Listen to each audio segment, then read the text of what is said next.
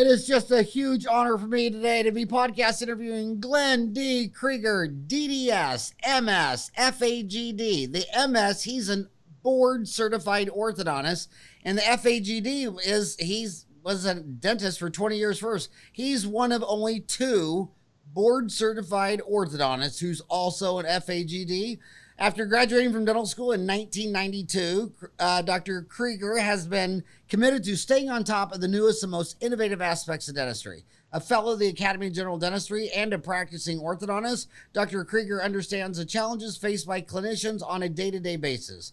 Having drawn upon a lifelong love of photography, Dr. Krieger sought out the best resources to help him understand the role of clinical images for increased case acceptance. With the arrival of digital technology in the photographic world, he merged his knowledge of traditional photographic technique with the advantages of digital camera. The result was a revolutionary digital co-diagnosis process where the patient plays a much larger role in their dental health choice through better education. The cornerstone of this process is exceptional clinical photography. Dr. Krieger has worked with numerous consultants and has spent hundreds of hours in business training, including the Dentist's CEO, year-long course at the prestigious University of Washington Business School, another full year at the Schuster Center for Professional Development in Scottsdale, who we've had on the show, and he just retired and went home to Iowa. Dr. Krieger has presented to tens of thousands of dentists around the world and has been published in textbook and dental periodicals. He has created 2 DVDs to assist dentists with clinical photography and has designed a revolutionary set of mirrors and retractors to assist with image capture. Dentistry Today has named him top clinician and continuing education 11 times. Most importantly, Dr. Krieger believes that in today's competitive world, the orthodontic and dental communities should be collaborative and everyone should contribute to helping one another succeed. His hope is that this blog and those who contribute to it on orthopreneurs.com will help practices around the world reach their vision when it comes to growing their market share and delivering care to patients. I want to start out with, first of all, it's an honor to have you on the show. You're a legend. You are from the Seattle. How long were you on the Seattle study club circuit? First of all, thank you for having me. It's truly my honor to be here with you. You've been a mentor since I got out of school in a long time, in '92. So what you've done for the dental industry is be a great role model for the rest of us. So thank you. I started with Seattle Study Club. I got in, my first lecture I ever attended was in 96 or 97. And I probably spoke within the network for a little over a decade, probably 10 to 12 years. Yeah. And what was so romantic for me is I had his son on the show. His son's an attorney in Dallas in your backyard. Yeah, David. Great guy and an amazing played Division I basketball. But isn't that funny? I mean, I know his dad, and now we're so old. We have sons that old. I mean, when I was interviewing David, I just look at him like, shit. I knew your dad when you didn't exist. Yeah. I used to go with his dad to watch David play high school basketball at Bush Academy in Seattle. I still remember those days. So let me start off with you know, when you're talking about, I've always told people when they talk about technology that the number one most important piece of high-tech equipment you should have is a digital camera, because when you take pictures and put your own work on a website, people jump in an airplane on Southwest Airlines and fly to the next town over to have their implants and veneers done. Yep. And I saw this it's very personal when it comes to plastic surgery. And I know you're looking at me thinking I've had a lot of plastic surgery work done, but this is all natural. But when people are going to get a face job, a tummy tuck, a nose job, whatever, they want to say, I want to see your work. And if this is your before and after face, tummy, nose, whatever the hell, I'm jumping on an airplane and flying from Florida to Beverly Hills to get it done. And then the dentists, not only do their websites not have one picture of their own original work, they have the nerve to tell you, well, I don't like selling, Howard. I don't like selling dentistry. I mean, it's like, well, then get out of dentistry. Well, what's the last major purchase you bought? What was it? A jet ski? Was it a cruise? Go work for a cruise line. I mean, if you're not passionate enough to know that when you get your teeth all fixed up, you should be excited. The average American buys 13 new cars in their lifetime between 16 and 76, with the median average price at $33,500. And 95% of the dentists, not once in their life, will sell one full mouth rehab to somebody, but that person will buy 13 new cars in their lifetime. So what is it about you where you knew, I want to do digital photography and I want to get you excited and I want to show you pictures and I want to help you co-diagnose, and why do you get it and 95 out of 100 of my homies don't get it? Yeah, it's funny because I firmly believe we need to pay homage and say thanks to people who've helped us get to certain places. And I remember it was probably around 1997, 98. I went with a dentist named Dwayne Ang out of Seattle, and he was an amazing clinician. And I went with him to go help him as his assistant in a clinical photography course. And if you can remember, Howard, back in the days, you didn't have digital photography. You only had slides, right? We all shot slide film. So people would shoot slides in the morning. He would take them to a 1-hour photo, get them developed, and then put them on an overhead to show them what they had done. But by the time he'd shown them, it was 2 hours later, they didn't know how to correct what they had shot. So little by little, digital photography came in, and I decided, you know what, I'm going to start doing this, but instead of waiting for slides, we're going to have a picture right there in front of us that we can correct on the spot and change it and say, put your hands here or move the retractor there. And the issue is that anybody who realizes the value of full mouth reconstruction, or better yet, full mouth dentistry, realizes that it's a double win. The patient wins because they get healthier, and the doctor wins because you have a better bottom line. And it came to me very quickly when I was in my own practice that it was a lot easier to provide quadrant dentistry or arch dentistry or full mouth dentistry.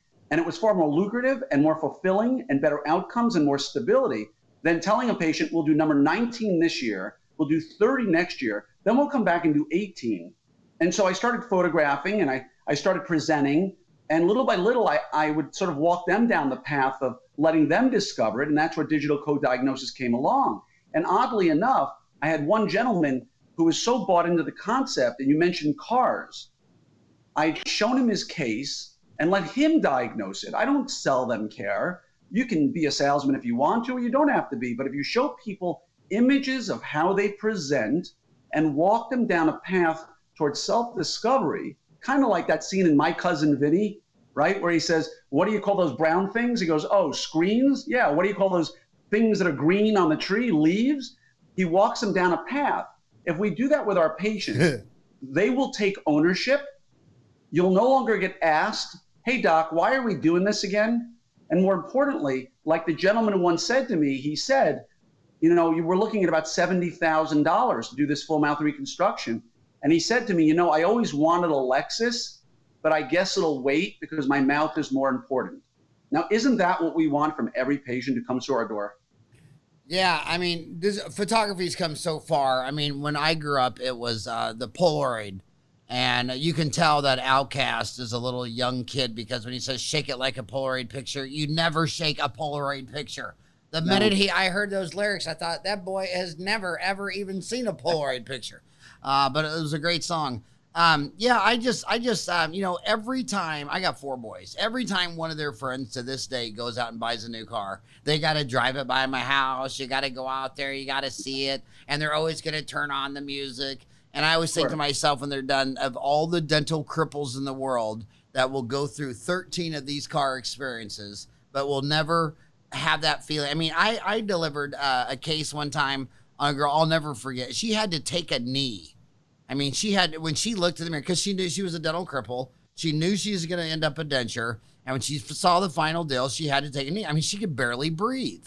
And then my homie says, I don't like to sell dentistry. I don't like. It's like, well, if you don't like to take someone's breath away, I just don't get it. It's just a bad attitude. So you got there's a lot of dentists out there. I'm going to change subjects completely. You were a successful general dentist with your FAGD, and you chucked it all and went back to school and became an orthodontist. How does that happen? Well, talk us through your journey. What was going on? Sure. After the federal agents came into my office. So, I was on top of my game. I loved what I did. I thought I was really doing some meaningful work. I worked Monday through Wednesday, 8 to 5. And then on Thursday from 7 to 2, I would do one case every Thursday from 7 to 2. I might have a general anesthesia in my office that day or what have you. But I loved doing what I was doing. But I was in Seattle, a great city. But if you're not from there, the early evening sunset in the wintertime and the lack of strong sunshine for 6 months can really have a detrimental effect on people. And my wife was going through some significant seasonal affected behavior issues for years. And then one day in 2010, she came to me and said, I love you to death, but I can't be here anymore. Her family, my family, were 3 hours further east on the East Coast from a time perspective. We were a 6-hour flight, and the weather was killing her. And she's the love of my life. And she said she couldn't do it anymore. I said, good, we're done. But I'd always wanted ortho because I did a 3-year nephology residency at the University of Washington years earlier. And I realized it would be so much more fun for me to put teeth where they belong when people are younger or older than to cut down 28 teeth with crowns later on in life if the occlusion beat everything up. And so when she told me she wanted to leave, I woke her up 2 weeks later in the middle of the night and said, hey, honey, I got to ask you a question. I always wanted to do ortho, and if we're going to start all over again and relocate, how about I go back to school first? And she asked me, can we afford it? And I said, not at all.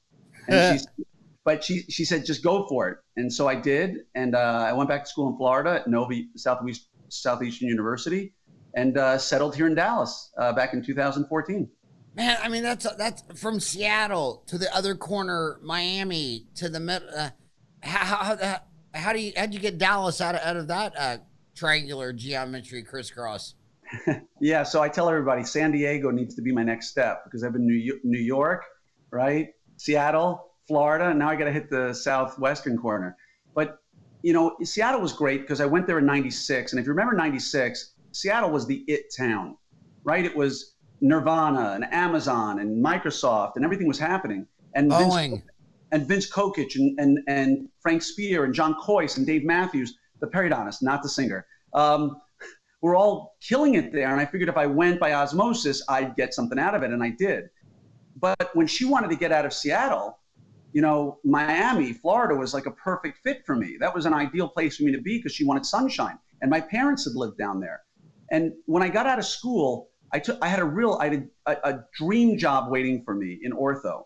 But I looked around and I realized that while Miami's a beautiful place and I'm a water baby, there was a strong, hard to put into words, there was an aggressiveness or a culture that permeated society that was a little bit more aggressive, if you will, than what I wanted. It was just tougher. And I said, I want to go to Dallas. It's in the middle of the United States. It's easy to travel from. I had friends there. I knew the dental community. And I looked around and, we never wanted to shovel our driveway again. And we weren't West Coast people, just wasn't who we were. So what did it leave us? It left us the heartland and, basically Dallas or Houston or Atlanta, perhaps. Come on, just get to the point, man. Are you a Cowboys fan or no, are you no. still Giants? New York Giants? No, New York Giants. People here in Dallas give me a hard time and they say, look, if you grew up in Dallas and you moved to New York, would you suddenly become a Giants fan? They go, heck no. Exactly. I mean, I know why you're not a Seahawks fan, just because they're evil, but but you kept the Giant. Okay. This is Dentistry Uncensored. I want to talk about, I don't want to talk about anything anybody agrees on, and just get a digital camera. But by the way, if they don't have their own dental work on their own website, then they should go to KriegerContinuum.com. Krieger spelled Krieger, I before E. So it's even spelled right. Krieger, Continuum.com, and that would explode their digital photography skills. There's 2 places I would recommend they go. Number 1, I would strongly recommend they go to my blog, which has been around since 2007 on clinical photography. It's called dentalphotography.blogspot.com. Wait. Did I have that on there? Probably not. Okay, so tell me again. It's www.dentalphotography. Dental.blogspot.com. Dental.blog. Dental photography. Okay, wait. Dental photography dot blog blogspot.com. .com. Okay, I'm going to click it now. If it goes somewhere, it will be a miracle. Wow, I did it. Dentalphotography.blogspot.com. I first got to ask, what the hell is .blogspot.com? Why wasn't it just not dentalphotography.com? You know, I started in 2007. It was kind of just like a fun project. And I guess I should technically move it over to like a WordPress site at this point. But Blogspot was like the place to have a blog back in when the steam engine was first invented. You know what? Can I tell you my secret website? Sure. If you go to dentalporn.com, that's my site. I kid you not. Dentalporn.com? Yeah, that's an official I'm not site. going. I'm telling you now, I'm not going there. Kyle, it's not opening. No, it's so funny. We never called them townies. They started calling themselves. Oh, now it says it can't be reached. Dentalphotography.blogspot.com? No, dentalporn.com. Oh. But anyway, yeah, they start calling themselves townies, and then on Dental Town, if you have a really cool hot picture, people call it dental porn. Yeah, well, so I remember that term. I used to get in trouble if I called it dental porn because they were pretty pictures, but some didn't serve much purpose other than just being pretty to look at. Yeah. So if they go to dentalphotography.blogspot.com, they're gonna learn. Tell them what they're gonna find. They're gonna be better photographers. How? Well, it answers almost all of the basic questions that I have been asked in 20 years about photography. How do I get better studio shots? How do I handle an f-stop? How do I position mirrors? Why should I be doing this? And so it's probably about 10 to 11 years worth of information, just all articles on how you implement a good photographic protocol. How do you store images outside of a program? How do you present them? So that's sort of the basis of the how. The KriegerContinuum.com, that's where you can pick up mirrors or retractors or DVDs or things like that. But the dentalphotography.blogspot.com will help them understand much more about how to buy a camera. And it's searchable. If you want to look up anything, I wish you'd make an online CE course for that on Dental Town. We made 400 courses. They're about an hour long each. They've been viewed almost 1 million times. Wow. Kudos. Well, they're broke and they only want to study an hour at a time. They don't want to go to an 8 to 5 lecture if they can take an hour. But if you're ever into that, because let me tell you guys something out there. If you were getting a face job, a tummy tuck, a boob job, veneers, you're a dental cripple, and you're really self-conscious, and you've worn dentures for 25 years, your husband's never once seen you without your teeth in, and you have a deadbolt in your bathroom door, and she wants to go get implants, she's scared. And she goes to these websites. I mean, I got friends that are dental legends in implantology, and you go to their website, you wouldn't even know that they place implants. And then you go to some other guy, and he's got all this photography of his own work. It builds trust because it says right there, this is my own cases.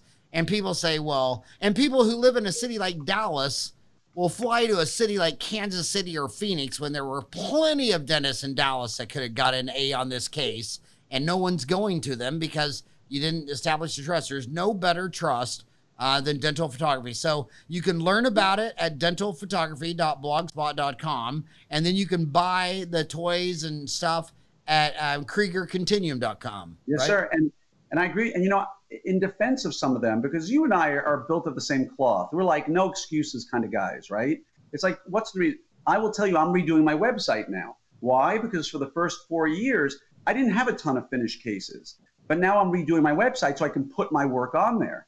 And if you've been doing it for a year or two and you don't have a lot of pictures, I get it. But if you've been doing it for 5, 10, 15 years, you got to start showing your cases. You got to start showing your work. And the other thing I don't understand is, the hygienist comes and gets you and says, I need a hygiene exam in room 5. And then what we do is we always measure about how long does a hygienist have to wait for you to get there. And in an average dental office in America, it's 10 minutes, and you got to cut that in half. So while you're doing a hygiene check, why can't your assistant do the photography? Or do you not buy into that? Yeah, and in orthodontics, that's what we do all day long. In orthodontics, we constantly have the assistants take the photos. I used to think I had to be the one to do everything, and that's short-sighted sort of micromanagement. Let your assistant, and that's why I have the DVD, so that people can just go and create their own, And you're out there in Dallas, where one of the my idols live, Herb Kelleher, founder of Southwest Airlines, who died this January. Rest in peace. And I got to meet him a couple of times in the Southwest Airlines plane. And he even was saying it clear back in the day, one day I'm not going to be here, but Southwest Airlines will be. I mean, Ray Kroc is dead, but 40,000 McDonald's woke up and made a Big Mac, and you can't have your dental assistant take the picture. I want to go to a totally separate subject, one that you've been on both sides of the deal. So she graduated from dental kindergarten school. She went back home. She's going to work with her mom. Her mom's her idol. She wants to be like her mom, but her mom's one of these dentist TMJ people, went to Pankey, Coy, Spear, whatever. And it's just their culture that the orthodontists don't know occlusion. They blew out the curve of Spee. They blew out the curve of Wilson. That what they didn't finish the occlusion. And these little girls are telling me that why is occlusion so damn confusing? And you've been on both sides. You've been a FAGD. You've been an orthodontist.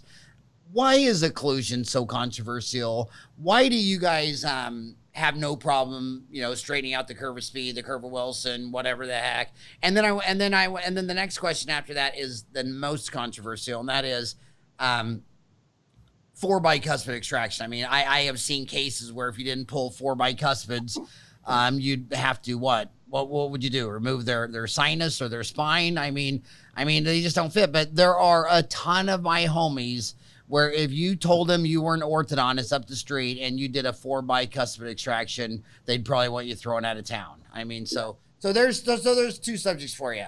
Occlusion. Why is occlusion so crazy? And why do the TMJ people always complain about orthodontists not finishing the case in occlusion and then 4 bis?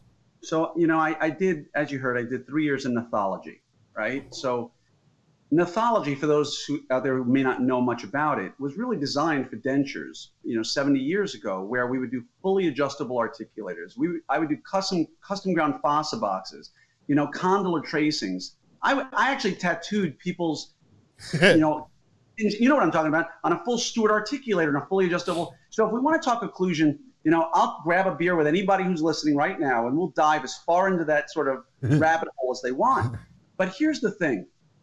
As much as I love occlusion and I love the idea of occlusion, there's no literature that supports anything objective or quantifiable about what causes. We know that a high occlusion will cause someone to start grinding potentially, but there's no proof that if we remove that occlusal interference, things are going to get better. We don't know for sure why people click or pop in their joint, and we don't understand the genetic susceptibility of TMJ problems. So the problem is it's a passionate topic that people get really excited about. But you can't prove it one way or the other. It's like me having an argument, who is better, Larry Bird or Magic Johnson. You can go off numbers, but you can't ever make a case for one or the other. So in going to the concept of occlusion, I would go on record in saying that 99%, 95% of dentists think they know occlusion, but really don't. They know what they learned in a 2 or 3 day course. They don't really, when you start talking lateral pterygoids and masseters and temporalis and the impact of contralateral impact, balancing interferences and muscle firing, which is what you learn in pathology. Nobody wants to get into that discussion because now you're getting into the mud, you're getting into the weeds. And if you do that, it means you got to look at your own work. And if you start seeing those things, you're going to start raising questions about why does heavy wear on a lateral incisor usually match a balancing interference, which you see. But there's no proof to this. So we have to assume that the overwhelming majority of patients are going to do fine with whatever occlusion we put them into. It's that small percentage who aren't going to adapt. And we don't know who those people are before we treat them. So we do our best to try to treat them to the best we can to a mutually protected occlusion. Now, that being said, this is not a simple subject. In theory, it should be simple. But when you dive into it and you get into practice with the neuromuscular envelope of function and all the other things that these experts talk about, it takes practice, it takes discipline. And at the end of the day, again, you can't prove anything. And so it's a controversial topic. And when you get 2 years of an orthodontic residency, you got to learn the biology, facial growth. You've got to learn all the different ways to move teeth, how to avoid the downside of what happens, when to make those decisions like for bicuspid extraction. And honestly, it is really, really hard to also shoehorn in significant occlusal training, which would sound like it should be the bedrock of a good orthodontic training, but it's not. There are some programs that do dive in a little bit to gnethology, but gnethology is a bit of a dirty word in orthodontics. So in sort of a broader perspective, most orthodontists know what they know from occlusion from dental school and the boards. And we understand cuspid protected occlusion, we understand protrusive protection. But to be honest, when I was a GP, I would see tons and tons of general dentists who did cases where they said they got the occlusion dialed in, and I'd look at it and go, this is miles and miles away from where it really should be. But here's the kicker, the patients were doing fine. So I don't know why it's such a passionate thing. I don't know why people get so excited about it. This is not transplants. This is not neurosurgery. Nobody's going to die from what we do, and very little of what we do is irreversible. But when you've got porcelain breaking on a central incisor on a $70,000 case, and it's breaking repeatedly, you better understand why it's happening. And I think that's where we really, really need to be careful. Now, going to your other question about 4 bicuspid extraction, it's pretty simple. If someone has severe crowding and we go to straighten their teeth and we bring everything forward, we're going to make their face look like hell. Because if you don't take out 4 bicuspids sometimes, there's no room in the arch to add the teeth. So if you do that, it's going to look tremendously bad. Now, it doesn't lead to TMJ problems. There's never been any literature to support that. And it can often help a face. It can help, somebody who can chew better. Are there times historically where orthodontists have gone much higher in 4 bicuspid extraction percentages? Absolutely. Have there been times they've been lower? Absolutely. But most of the really good orthodontists who I know, which is the majority of them, they really don't want to take teeth out unless they absolutely have to. And my suggestion would be for any doctor, any general dentist or specialist who doesn't like the idea of 4 bicuspid extraction, I think they should sit down with their local orthodontist and have a real tete-a-tete, like a real talk about why are you taking out teeth, and give me the scientific rationale about why. Because I got to be honest, we don't like doing it unless we have to, but when we do it for a reason. And I think if general dentists understood it better, I think they'd support it, because it sounds barbaric, but many times the harder case to treat is the one where you should have taken out 4 bicuspids and you didn't. The face never looks right. They're in treatment 2.5 years, and you just can't get that occlusion to come together properly because the anterior teeth are sticking out like clamshells instead of sitting the way they should, like this. So sorry for the long answer, but I hope that explains it a little bit. And it just comes down to communication. I think we all need to just sit down and ask the questions and get an answer and just communicate, because there are so many assumptions on both sides of the equation. Well, I mean, so you studied gnatology 3 years. So tell me if my definition's right. A gnat is a small 2-winged fly that resembles a mosquito. Gnats include both biting and non-biting forms, depending on their masticory system, including its physiology, functional disturbance, and treatment. Did I get that right? Close. If you studied them harder, like I did for 3 years, you understand there's also the red and the green. But I'll get Well, when I had one of the biggest gurus in CR on this show, who just passed away recently, the man himself, Dawson, and it was amazing. But I even asked him, I said, well, everybody's talking about the bite and the occlusion and all this, but she's going through a divorce. Her daughter is in jail. Her son's on opioids. Her credit cards are maxed. Do you think that might have anything to do with her? And he said no. He said no. He said no. Wow. And I'm like, okay. I mean, some people, you can take, my 2 oldest sisters are Catholic nuns. I mean, you can take anything to an extreme. I couldn't even convert my sisters to Lutherans.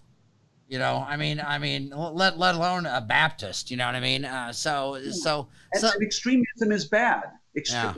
This is the battle I fight, is don't entrench yourself in a position so tightly that you feel emotionally you can't retreat. Let's be fluid. Biology is fluid. Biology is dynamic. No two people are identical. And I will go on record and say, any study on a human being in clinical terms is flawed. If you do a bench study, a microbiological study, you can control for almost everything. But you can't, if you look at any landmark literature, we can rip it apart because there's a human being involved. And so let's use it as a guide, but let's look at the person in front of us and treat them based upon what we know and what's worked in the past. So I'm going to go right to the next most controversial subject. And because I just fearlessly, again, I know what they're arguing over, you know what I mean? And there's two big areas they're arguing over. I'm going to take the easy one first. And then, they're both hard. What do they call those guys? Myofunctional people. My God. And you're talking about your friends on the show, the orthodontist Frost. When I asked him, what percent of orthodontists like to do any myofunctional anything? And he's like, none, 0. I mean, so all my friends that are orthodontists have nothing to do with myofunctional people. But myofunctional people, I know a lot of people that do a lot of it. I know a lot of moms that are so happy they took their daughter to their baby to this myofunctional person. And so I see a bunch of people seeing a lot of patients who are giving them a lot of money and everybody's all happy. And then I see a bunch of orthodontists saying that those guys are, it's not science, it's voodoo, it's crazy. So what is it? Is it nonsense? Is it real? Is it made up? Is it make-believe? The answer to your question is yes, all of it, right? Because here's what myofunctional therapy is all about. I've been married to a speech pathologist for 23 years. She has a master's degree. She doesn't practice anymore. So I've seen speech pathology from really, the training all the way through application. Myofunctional therapists just assist. I can't give you the same definition that you gave me, like about gnats. But, but a myofunctional therapist is somebody who really helps somebody understand the muscular function related to the oromasticatory system. And so I have a myofunctional therapist who's a vital part of my interdisciplinary team. Now, here's the thing. For years, they've been around with swallowing problems. The kid who's walking around with low muscle tone, perhaps a child who's Down syndrome, which has very low muscle tone. And they've helped them, train them how to swallow right, lip closure, mouth breathing, converted to nasal breathing. But in the last 10 to 15 years, the concept of airway-centered treatment is growing. Now, in my opinion, there's two sides of it. There's a side that's based on the literature that we can follow, and there's a side that's on the more touchy-feely, which doesn't have a lot of literature behind it, but people are just as passionate.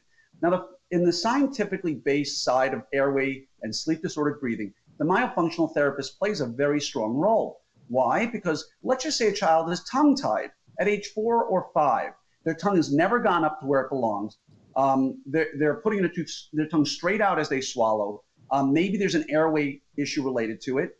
If they get a frenectomy, a lingual frenectomy done, somebody has to train this child to swallow properly again. Because if they don't, the tongue is going to come forward. It's going to open up the anterior bite like that in many cases.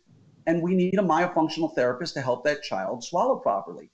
I also see kids who come into my office who are wetting the bed at night, who have night terrors, who are sleepwalking, or they're grinding, or they're sleeping with their mouth open and their head tipped back trying to get an airway. And I take a CBCT and I see giant adenoids or giant tonsils, and I refer them to my ENT.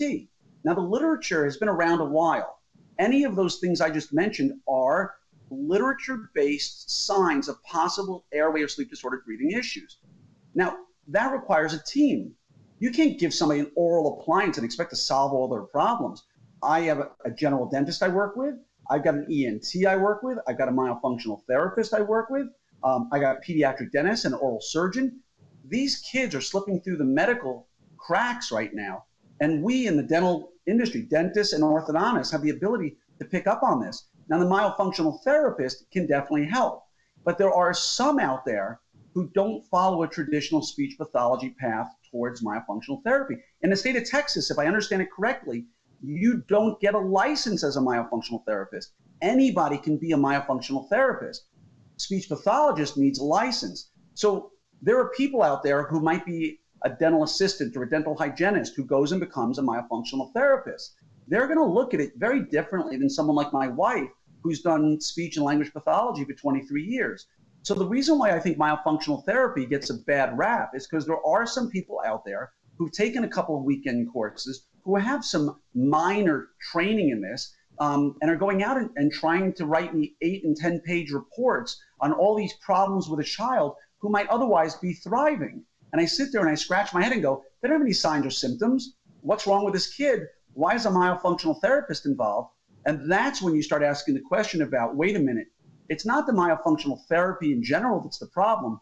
It's the congruency between one and another, and seeing, the training being the same and the backgrounds being the same. Because if I want to make a diagnosis, or somebody else wants to make a diagnosis, if we're not on the same page, someone's going to look at our diagnoses and go, you guys are out of your mind. And I think that's why myofunctional therapy has gotten a bad rap. But remember, even today, there are many, many dentists and orthodontists and specialists of all ilk who don't buy into the airway and sleep disorder breathing issue. And as a result, if you ask them about a myofunctional therapist, they're going to say it's garbage. So I think we just need to, again, let's not entrench ourselves in emotional positions. Let's open our eyes. Let's look at everything that's possible. And I don't know about you, Howard, but for me, 27, how many years have you been in dentistry? 32, since 87. 32 years. I'm willing to wager somewhere in your career you reversed your position on a specific thing, as I have.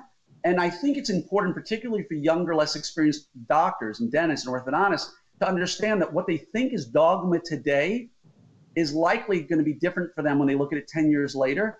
And you mentioned him, Pete Dawson was famous for saying, when you quote me, give a date. Right. And I love Pete. I'll never forget, after the first time I went to his lecture, I was talking to someone in the hall, and anyway, long story short, he said, it was so cool. He said, what did he said, yeah, I just talked to Howard. He goes, he's 28. And he was talking to Erwin Becker. Remember Erwin Becker? So those guys were, at the time, they were probably about 65 or 70, but Erwin was all upset because I didn't agree with something. And Pete was like, dude, he's 28. Just chill. And a lot of the formal education, like when I went to college, I mean, when I was in dental school, what they teach us, there were 100 to 200,000 genes in the human body. And now it's down to 20,000 genes. And they think that it'll probably go under 18,000 genes in another couple of years. So, everything's changing, and it's sad because when a scientist or a businessman goes to market and they're going to sell all red widgets and they don't sell, and they change them to blue and they sell, he's a genius. But if you're a politician and you change your opinion, now you're waffling. Now you're an idiot. Everybody else grows. I want to go to a new controversy. You were talking about how your wife has a license as a speech pathologist, and a myofunctional person doesn't have a license, right? And I'm saying I believe that to be right. But now we got Smiles Direct Club, which is doing ortho without anything. I mean, it's teledentistry. How do you wrap your amazing mind around Smiles Direct Club? So I can't. Well, I can, because you and I both know that if the consumers of this world were driven by quality, there'd be specific doctors in every town who would treat every person. But the unfortunate part is many people view what you do, what I do, what their physicians do as a commodity. And I've written about it. And for those out there who don't understand what a commodity is, basically, you can go to a 7-Eleven and buy a can of Coke. And you can go to your local grocery store and buy a can of Coke. Or if you're at the Ritz-Carlton and you're thirsty, you can buy a can of Coke. And it will cost you 3 times the cost at the Ritz-Carlton than it does at 7-Eleven, but it is the same exact product, right? So where you can get it the cheapest doesn't matter. But the public seems to believe that orthodontics or dentistry or any of those things are the same. That if I provide Invisalign or braces to a patient, that if they go online and buy it from somebody in whatever manner they want, whether it's Smile Direct Club or any of the other companies that are out there, that somehow the quality is the same, and because it's cheaper, it's better.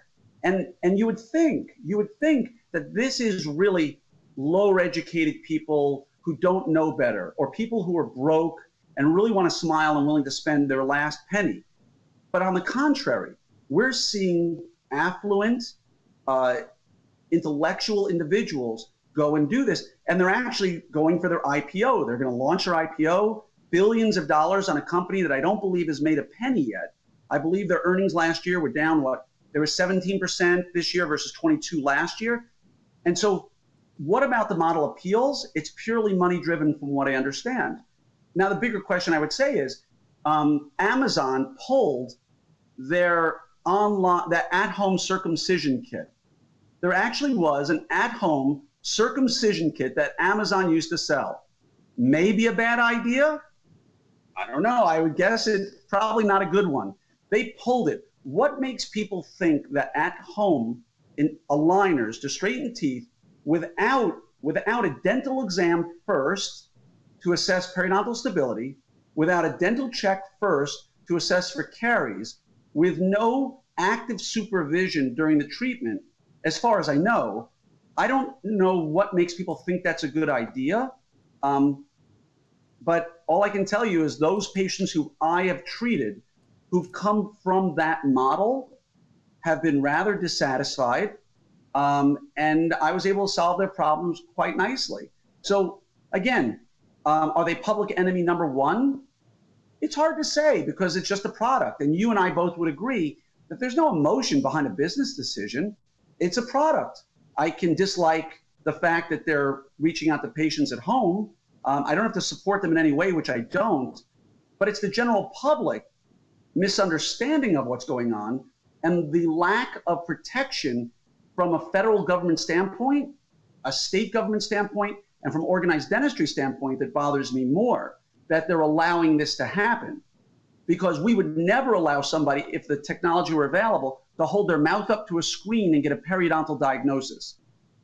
But why is this okay for male at-home aligners? Where are the loud voices screaming from organized dentistry, state legislatures, and federal legislation to protect the general public from what really could be a real problem? China has 1 million Muslims in a prison, correct? If you say so. I didn't know that, but you did not, and I haven't heard one leader of one Muslim country say anything. People are strange, but and then the other thing that's even more bizarre is the biggest Procter and Gamble, Johnson & Johnson of Europe was Siemens, right? And then some wonderful CEO said, we're overweighted in healthcare and we need to be more in consumable. So they spun off Sirona. Of course, the building didn't move. It's all same there. And then so Sirona was sitting out there alone for 10 years, like, we're lonely. And so finally they married Dentsply, and now they're publicly traded as X-Ray. And now you have Danaher, the largest holder of dental assets, saying, we don't really want to be in dental. So they're spinning off their entire dental division. And so what if you were 25 and you just walked out of dental school, $285,000 in debt, and you're reading about how Danaher doesn't even want to be in dental, and they just own all the biggest dental names you can think of, from Cavo to Kerr to all these things like that. What would you, because a lot of times she's looking at you, and definitely me. I'll be 57 Thursday. She's looking at me saying, Howard, he graduated in the golden years. I came out and it's totally different. I mean, she's got $285,000 student loan. She thinks 60-year-olds graduated in the golden years, and she didn't. And then she sees Danaher spinning off dental and Smiles Direct Club going direct. Do you think she made a bad idea going into dentistry? I don't think so. I think I think that you can always. I think dentistry is obviously a respectable way to make a living. The question is, why did you go into dentistry? Right? If you went into dentistry because you expected gold bricks to be laid on your front door, right? Like the delivery comes every Thursday and they leave the gold on the front door, and then you go to work and you just put the money in the safe and everything's good. I watched my father, who was a dentist. I watched my grandfather, who was a dentist, and times have definitely changed. There's no question about that. I do see some disturbing trends that have bothered me personally. For instance, I'll be 52 in November. We're contemporaries of each other, you and I. Man, you look good. You must have taken a multivitamin. No, it's like Dorian Gray. Right? I took the picture. The picture is aging somewhere, but I'm not. But thank you. And happy birthday, by the way. Oh, thanks. But, I see a lot of the older doctors, 10 years older than you and I, so to speak, who are sort of pointing fingers at today's dentist. You're advertising so much. You're on Facebook, and they don't want to sell their practices. They've done well financially. They're riding their dinosaurs into extinction. They're not letting the younger doctors buy them. They're not bringing in associates. In 2009, I understood it because of the 401ks that had plummeted. But we've had a really sustained economic growth. Anybody who's going to retire around 2009 should easily be able to retire in 2019. And that's the trend that bothers me, is the young gal and guy who are coming out of school in debt from a school that allowed them to get into debt without any business training or any restraint in terms of saying, let's go through some counseling before you get out of school to teach you how to repay this debt. And you do face the things like the companies you describe. But at the same time, the older docs are pointing fingers. And I want to say, all of this happened on their watch. All of this happened on their watch. When people say Invisalign has taken over orthodontics, or the general dentists are doing all these procedures, or Smile Direct Club or Canada, all these other companies are coming in, or student debt has skyrocketed, or there aren't enough practices available, or all these other acts that have been enacted, these all happened on their watch, right? They didn't happen on the 25 or 35-year-old's watch. These things started years ago. And I think there's some culpability. Now, nobody went to jail technically except a few execs after the 2008 meltdown on Wall Street. And nobody's going to go to jail for what's going on in dentistry today. Do I think it's a great profession? Absolutely. Do I think some of the older generation actually gave a raw deal to these younger docs and allowed their student loans to get out of control with no counseling and less chance of buying a practice? Absolutely. And I think we need to do something to protect today's younger doctors. Now, you're doing it with this podcast and what you're doing with Dental Town, Ortho Town, and all those wonderful things. I'm trying to do it through Orthopreneurs and all my stuff, because at this time and date, we need to come together as professions, not just as orthodontists or general dentists. But who's to say that 5 years from now, we don't have a mixed business model as the business model, where a general dentist and an orthodontist and an endodontist all practice together, kind of like what we see in medicine today. And I think we need to go away from being a mosaic and become more of a melting pot and start talking to one another and start relating to one another, so that Smile Direct Club and all the other companies are just companies, and they can't sort of get through our armor because our profession is so together. But I'm watching us go further apart and rip each other apart. And I think things like what you're trying to do and things like what I'm trying to do are trying to pull people back together. And what do you think about that? Well, I always agree with what you're saying, but I always think competition's good for any industry. And like Orthodontic Centers of America, they went public in what year did we decide that was? 2000. What year did they go public? Was it 2000? That was before my time. OCA came in before I came into orthodontics. My guess would be 2008. I'm guessing. What year did OCA go public? That was it pulled up the Orthodox Church in America. I guess I'm too. I know what year did Orthodontic Centers of America. How did Google not know? How did Google not know I was searching dentistry? I mean, come on, Google. I've only done 2 billion trillion dental searches, and now he thinks I'm a Greek Orthodox. 1994. I got out in 87. OCA was 1994? Yeah. Did you ever meet Gasper Lazaris? I did not. He's the guy who did that. So Gasper, basically what he saw was it's a typical liquidity play. I mean, when you go to sell your house, a 3-bedroom, 2-bath house sells instantly. The dental office for $750,000 sells instantly. But he saw these $2, $3, $4 million dental offices that were never going to sell ever. So he went and got a big line of credit, bought all the big boys out, and so he bought earnings. But But when he told you had to stay there 3 years, at 3 years and 1 second, you retired, and then he had to replace you with some kid that just graduated, and the whole thing fell apart. But he had a great innovation, and that is, if you went to go have your mani-pedi done, and the lady said to you, well, you know, a mani-pedi's $100. You get one every month. So for 2 years, that'd be $2,400. I need $1,000 down, and then I'll finance the remaining $1,400. You'd say, finance what? Yeah, I'm just going to pay you when I come in. Yeah. And Lazar said, well, that's not how the orthodontists see it. They need $1,000 down or $1,500. And Lazar's just walked out there and said, you know what? It's ortho. It's $199 down. It's $199 a month for 24 months, 0% interest, 0% financing. And a million moms said, oh my God, because my orthodontist wants an economic barrier to entry that everyone with a PhD in economics says, please stop doing that. And then you want to finance the economic barrier to entry when you didn't. I mean, when I pay for my ortho in advance, are you going to pay out the assistants 2 years in advance? You're going to prepay your rent, electric, build out, computer, insurance. So the whole financing a service, you can't rationalize finance. So that was a great innovation he did. What I like about Smiles Direct Club is two things. Number one, they have 5 of them in my backyard. They reject 80% of all their cases. They don't want to take a Ceph and try to figure out. They don't want to call Einstein and ask what this 12-year-old's going to look like in 20 years. They want non-growing adults, class 1 molar, class 1 canine, 5 millimeters crowding or less. They want the no-brainer stuff. And then they're like, well, I don't have to see you every month to give you a tray. In fact, I don't need to give you 24 trays.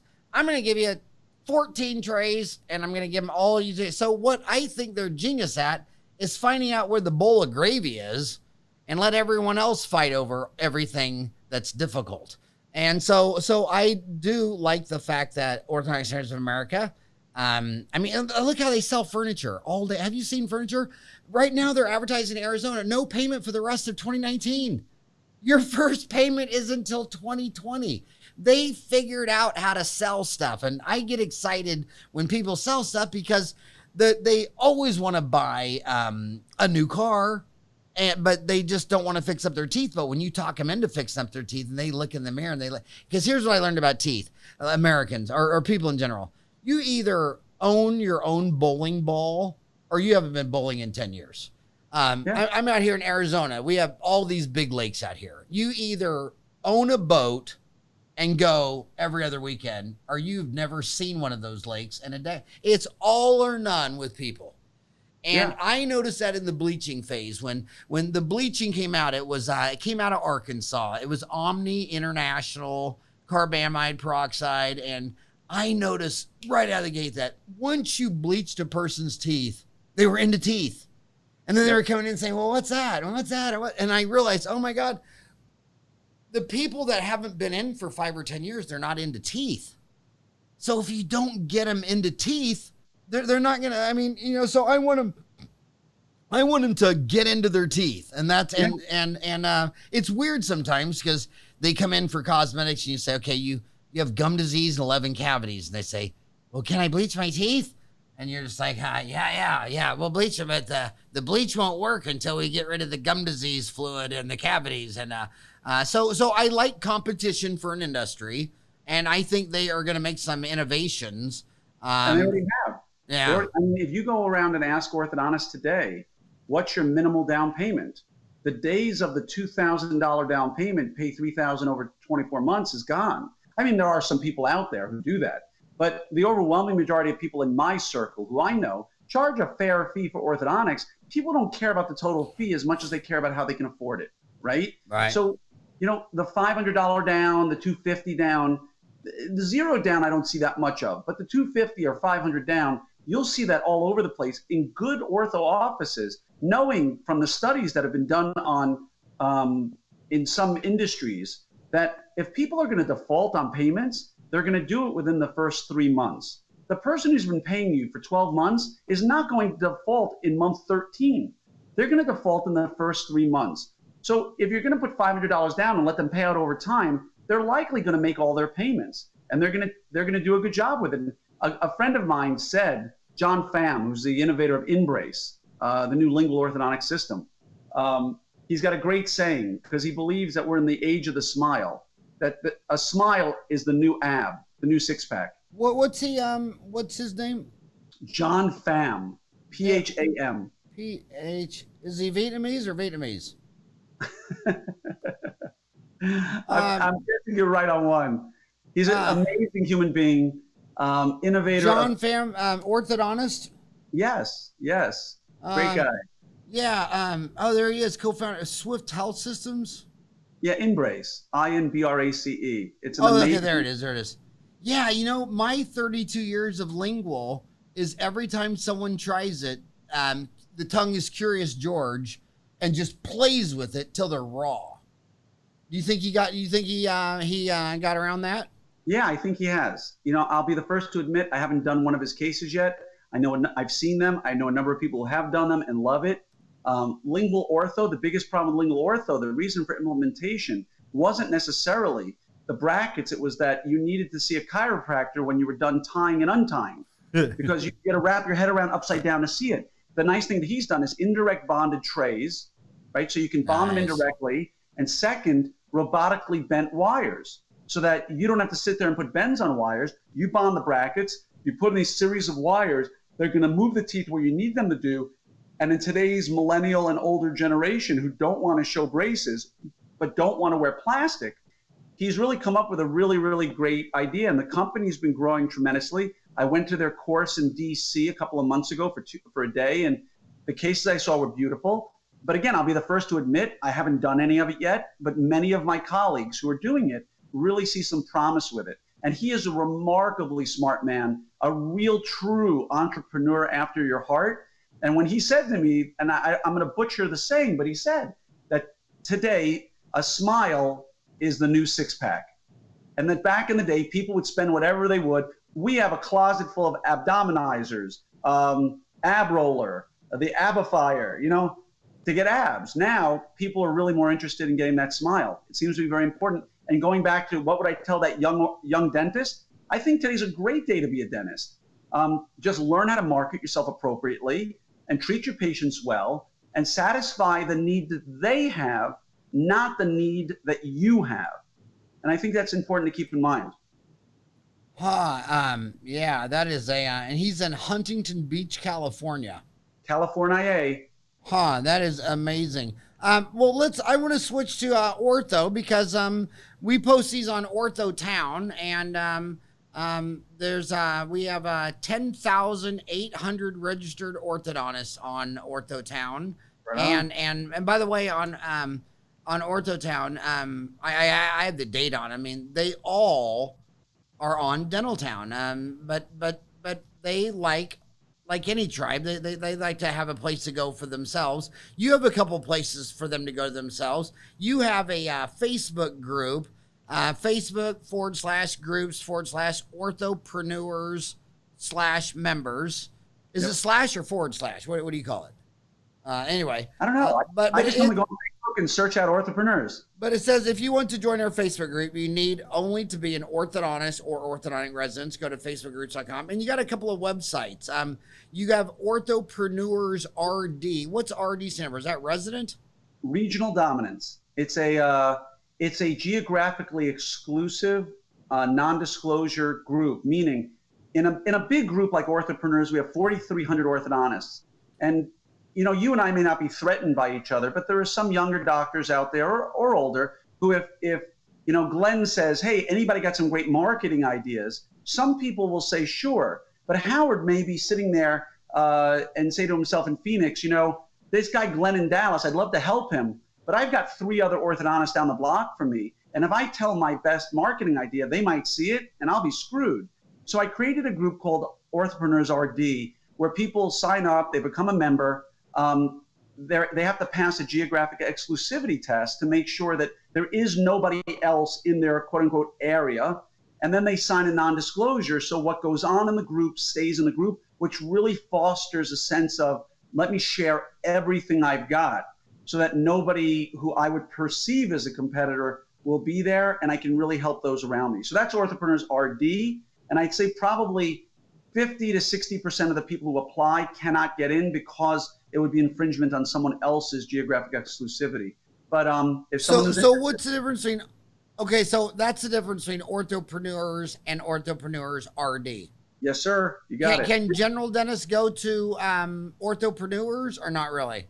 They cannot. Not an orthodontic assistant.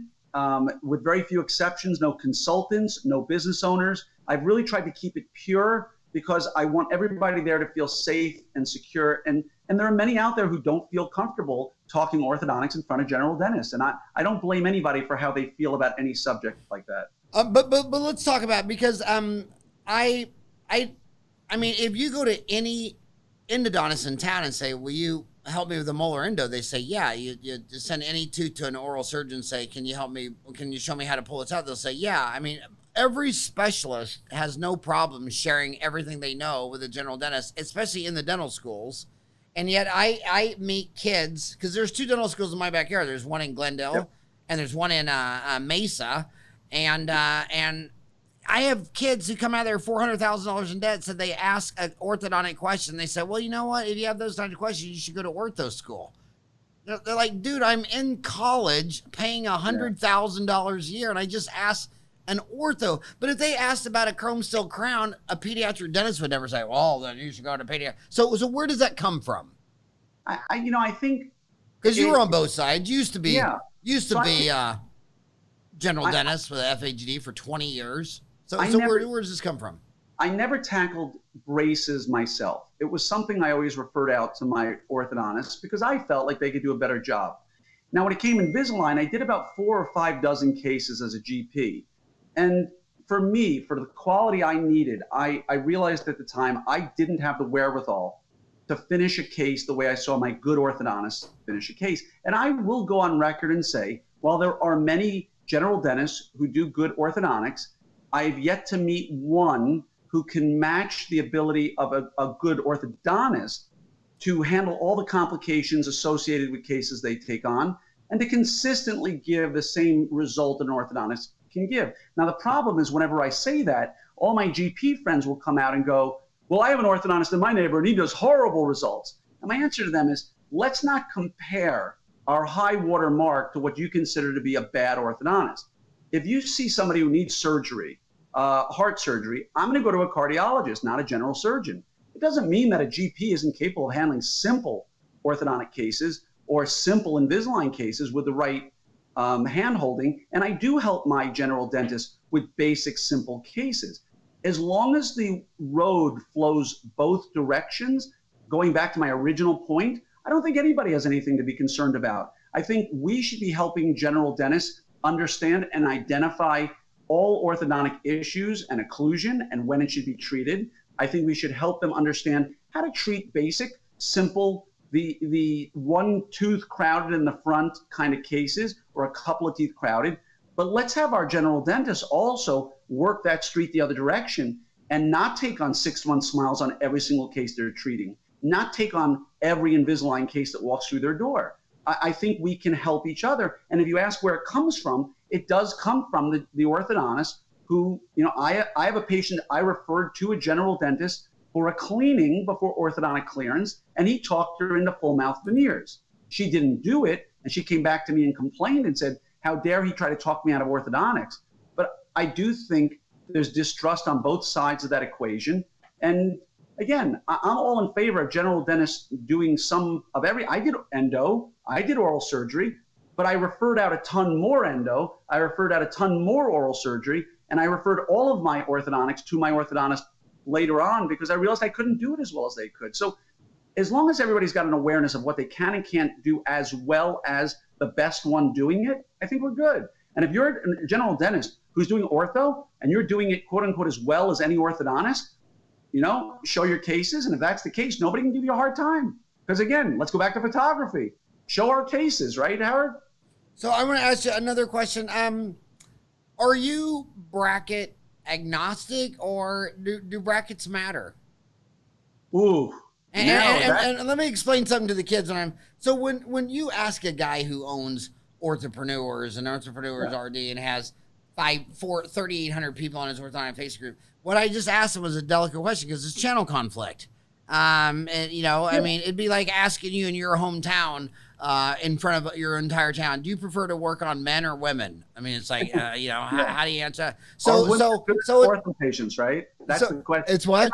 I was going to say, I have no problem answering the question. The reason I went oof is because if you get 20 orthodontists into a room and say, there was a movement on for many years that one specific bracket, which will remain nameless, could move teeth faster, more effectively, and better, and would ameliorate the need for certain modalities otherwise. The Damon bracket? Yeah, exactly. So, but my point is, you remember when we talked about dogma and how we change in our careers? When I first came out of school, of my 6 cases that are board certified that I had to show, 2 of them are Damon bracket cases. 4 of them are not Damon bracket cases. Now, there is that camp out there that believes bracket plays no role, and I know people using 17-cent brackets. And then there's the other side where people who will say, oh, I'm a Damon, or I'm a Henry Schein SLX 3D, I'm a self-ligating person, and I'll spend $20 per bracket. Now, at the end of the day, I've seen remarkable orthodontists finish cases with any bracket type and any bracket prescription. In my hands, there are certain brackets that work better than others. There are cases, many of them, that I like self-ligating brackets more because they allow crowding to unwind easier early in treatment. But there's often a price to be paid for certain brackets later on, whether it's monetary or in finishing. So at the end of the day, as my instructors used to say, the tooth doesn't know what bracket it has on it, right? But I do believe there are applications where certain brackets will assist in certain ways. And that's my diplomatic way of saying that I can finish a case with any bracket on it. But if I see a really crowded lower set of teeth and I want to expand a little bit, I'd rather have a self-ligating bracket. And I do use both self-ligating and traditional ligating in my practice for that reason. Can I tell you what I don't like about general dentists doing orthodontics? Sure. It's to me, I'm a dentist, but I have my MBA, and in 32 years, I've done 1,000 cases of everything. But the bottom line is, when you go to an orthodontist office, how long is that patient in the back when they're coming in for? How long? Yeah, I mean, you're talking about a routine adjustment. Yeah, 20 minutes. Okay, there you go. So then you go in there and you say, okay, what's the orthodontist overhead? 50%? How long is this kid in there? 15, 20 minutes? Okay, now you're a general dentist and you're doing it. What's your overhead? 65%? How long is that kid scheduled for a routine bracket change? 1 hour? Hello? Yeah. Hello? I say that to every young dentist out there. It is the worst. So you asked a question about how do orthodontists and general dentists feel. The other question is, as a general dentist who's now an orthodontist, I would tell any general dentist out there who wants to get ortho heavy that you're out of your mind. Because the most profitable procedure you can do in general dentistry is either extractions or endo, right? If you can do endo and extractions all day long and do them well, you'll make way more money. Are you set up for payment plans? What is Dentrix or PracticeWorks? They're not set up to accept 24-month payment plans. And what are you you're gonna go from doing crown and bridge, all of a sudden the next room you're gonna tie a patient in? It's not good business sense for a general dentist to be doing ortho. And for that matter, Invisalign is not a moneymaker for general dentists. You're out of your mind if you think doing Invisalign is going to be your ticket to money. I learned. But I love your clarity of genius. I mean, you already just said endo and oral surgery. Think about a molar root canal. $1,000, one visit. What do you have into it? I don't know, 4 or 5 gutta percha cones and 50 cents worth of sealer.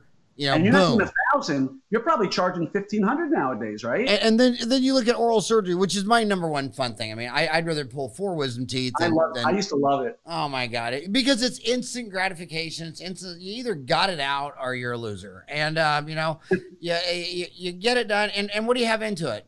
4, 5, 6 carpals anesthetic, and you reuse your pliers and deal. And then you go do an ortho case, and now I'm married to you every month for the next 2 years for what? And I don't like the way this looks right here. Yeah, this one's turned 1 degree. Can you fix this for me? And you got 3 crowns waiting in the next room. I kid you not. Last week, this guy was telling me he's mad at my orthodontist that I have the most adorable orthodontist. He's from Canada. He's the nicest guy in the world. I don't know. How do you not like a Canadian? I mean, they just apologize for everything. And he's gone back there 3 or 4 nights, and he's telling me about this. This guy's like 77. And I want to say to him, dude, you have a liver spot on your head the size of a quarter. You need a therapist. I mean, if you're 77 and have a liver spot and you're still talking about it, and he wants to go to a new orthodontist, and I wanted to say to him, I didn't, but I should have said, I think you need to see a psychiatrist because you look like you fell out of a car. You look like you're dead, and you're fixated on this little flipping tooth. Yeah. But last thing, though, about oral surgeons. When I see the books of an oral surgeon who does no implantology at all, just an exodontist, that guy's got 35, 36% overhead. Wow. And then when they're doing implants, it jumps up to 50 to 60.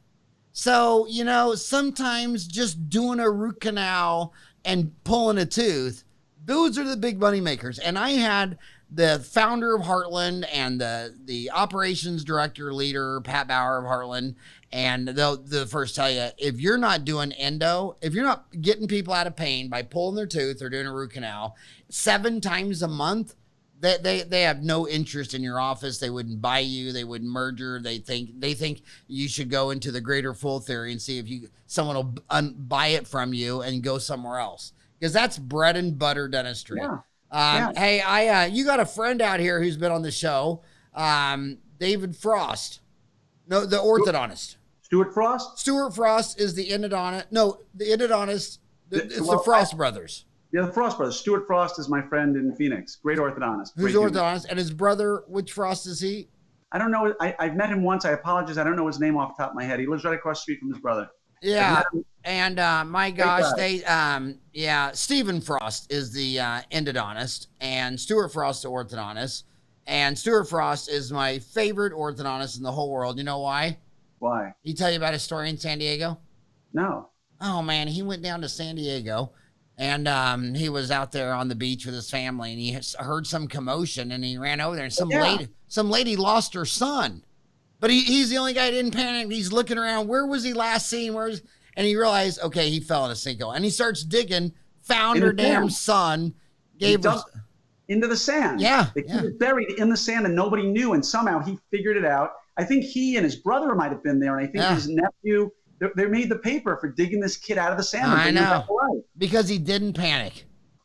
He didn't panic. While his mom was screaming, he was trying to figure out, where was this kid seen last? And what a amazing orthodontist. If you ever find a great orthodontist, tell him, beat that story. And but hey, next time you're in town, so tell the orthodontist what you're doing in town. You started a orthodontic education center with Stuart in Phoenix. Yeah, we haven't even launched it yet. So this is I guess the first official statement of it. But we've come together to develop a brick and mortar facility that we're in the process of developing, that we're going to run out of Stuart's Education Center to begin with in Phoenix, and then develop it from there after we see the interest. It's called the Center for Orthodontic Mastery.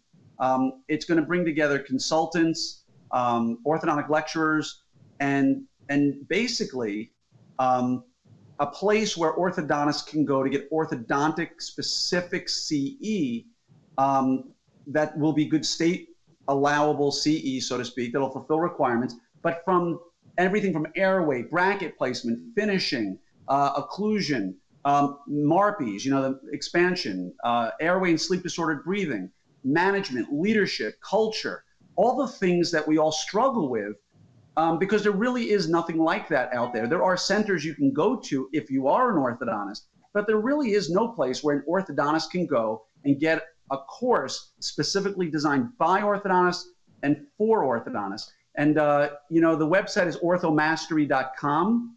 That's your website? It's being built as we speak.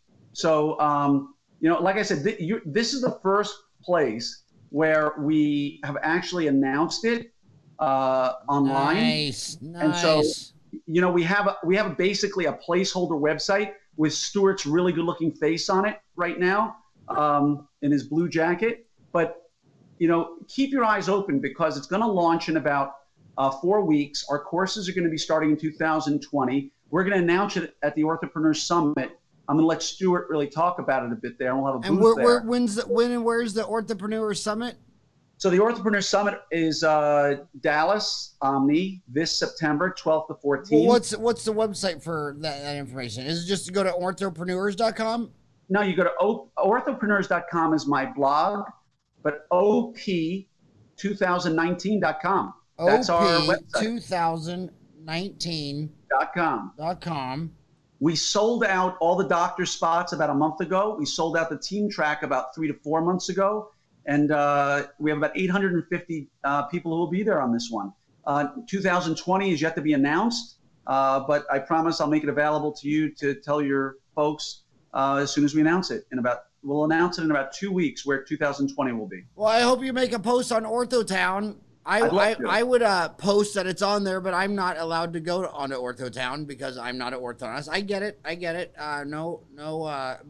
So Ortho OP2019.com.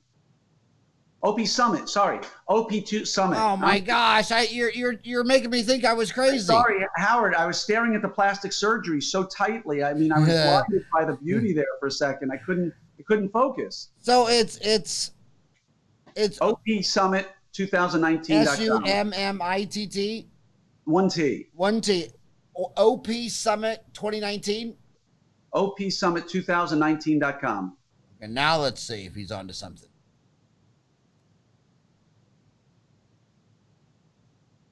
Let's see. There it is. Boom. It's not just another meeting, it's an experience. Orthopreneur Summit, September 12th to the 14th, 2019, sold out at the Omni Dallas in Dallas, Texas. So it's sold out. Sold out. We sold out the team track, like I said, 3 to 4 months ago. Sold out the doctor track about a month ago. I've had to actually, you run a business like that, and it never feels good when you have to turn someone away, but we physically cannot put one more person into that room. We're not allowed to. So 2020, we'll tell people when it registers so they can sign up early. What city is it going to be in 2020? Not sure yet, but I promise the day I know, I'll tell you. So what do you think was why did it sell out in just its second year to 700 registered attendees? What is the magic about this that made it sell out? I've tried to create an experience where people get great education, come together, and feel like they're part of a community. And we take care of them like a 5-star event. All food, all drink, open bars, gourmet food, keynote speakers, and I always throw a few really good surprises in there to wake people up during the day. And so from the time they get there till the time they leave, they are part of a tribe. They are part of like-minded orthodontists who want to have great practices, great culture, be great leaders, and do great outcomes, and be profitable. Because after all, this is orthopreneurs. We are entrepreneurs. You know what? On your OP Summit 2019, the Facebook link doesn't work, but I would connect the Facebook link to your other orthopreneurs. It was. If it stopped working, I've got to go look into that. I appreciate the heads up. Yeah, it's not working, but I'd hook it to your Facebook page group. Yeah. But well, man, I'll tell you what. So who is so you got Dave Paquette, we've had him on the show, and Thomas Shipley, we've had him on the show. Yep, Henry Schein is our platinum sponsor. So the day before, from about 2 till 5 o'clock, we have Dave Paquette and Thomas Shipley speaking on behalf of Henry Schein as a pre-cocktail party lecture, and then we have those guys speaking. They're wonderful. I love them to death. Are you going on record today saying that Dave Paquette is the most handsome orthodontist in the world? If by proxy that applies to being that you guys can be brothers, sure. He's the best looking man I know. You know, we did a podcast and we're both bald, and everybody's porn blocker blocked our podcast. They just assumed it was X-rated, and it wasn't. If you know Dave well, he is instrumental in my having become an orthodontist, because I knew him before I went back to ortho school, and he did everything he could to guide me. And again, to the younger orthodontists out there who one day will be successful and will be bigger names in their industry, never, ever, ever forget the impact you can have on those around you, and always give back, and always have time for people who come to you and ask you for your opinion and your advice, because Dave Paquette is the reason I'm in orthodontics today. All right, on that note, we are going to go, and to tell you, Glenn, it was just an honor to have you on the show today. Thank you so much for coming on the program and talking to my homies today. My honor was all mine, really. I really appreciate it. Thank you for having me. All right, buddy. Have a great day. Thank you. You too.